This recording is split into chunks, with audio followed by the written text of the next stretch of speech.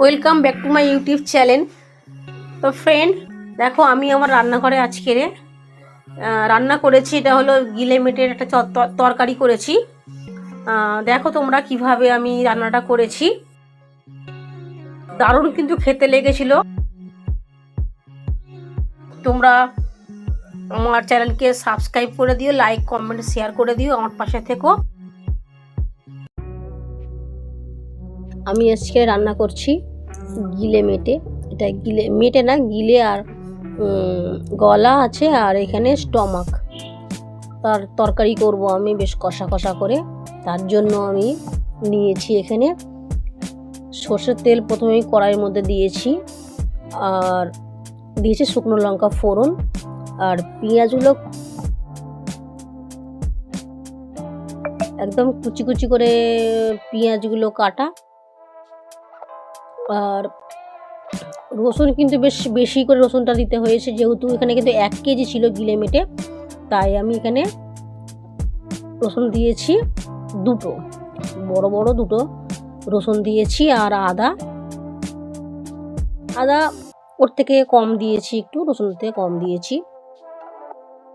আদা রসুনটাকে আমি একসাথেই পেস্ট করে নিয়েছিলাম।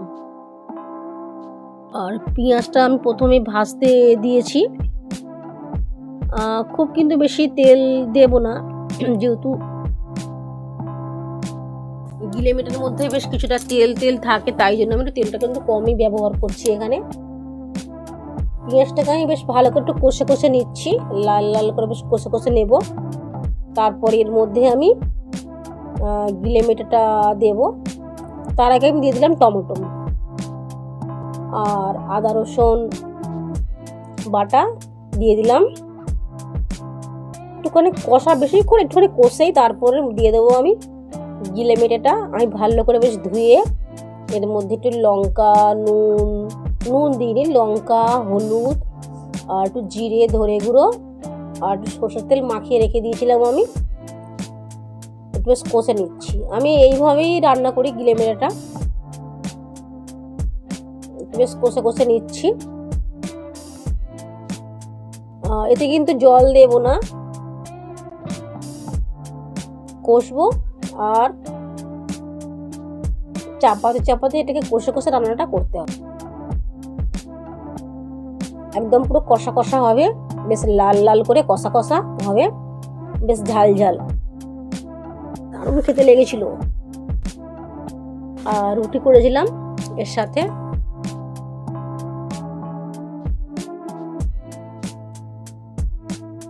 কিন্তু বারে বারে আমি ঢেকে চেপে রান্নাটা করব। ঠিক পরিমাণ মতো এতে আমি নুন দিয়ে দিলাম।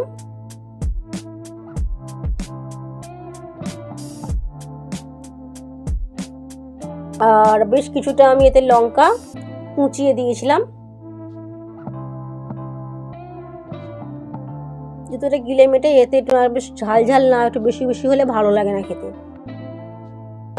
লঙ্কার গুঁড়ো দিলাম একটু আবার, আর হলুদ গুঁড়ো দিলাম, আর জিরে ধনের গুঁড়ো আমি অল্প অল্প করে দিয়েছিলাম। আগে থেকে মাখিয়ে রেখেছিলাম, আবার একটু করে দিয়ে দিলাম আমি।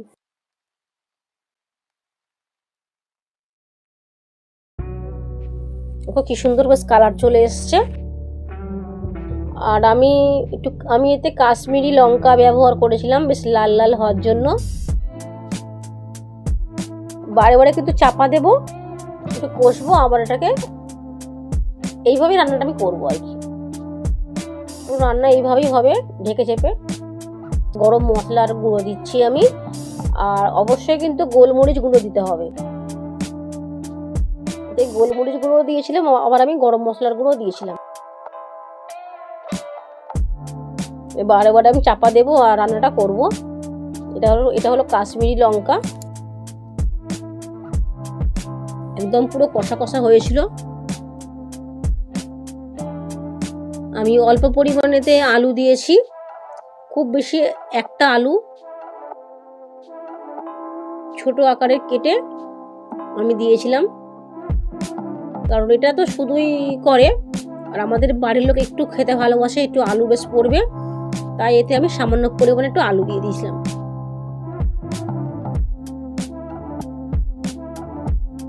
একটা বেশ বড় মতন আলুকে আমি ছোট আকারে, যেইভাবে আমরা মাংস রান্না করি ওরকমভাবে আমি আলুটা দিই না, গিলেমের সাথে এটা বেশ ছোট ছোট করে আলুটা আমি কেটেছিলাম ডুমো ডুমো করে। আর রান্নাটা কিন্তু আমি এইভাবে ঢাকা চাপা দিয়ে করবো বারে বারে। এই যে দেখো কি সুন্দর কালার চলে এসছে, দারুণ কালার চলে এসছে।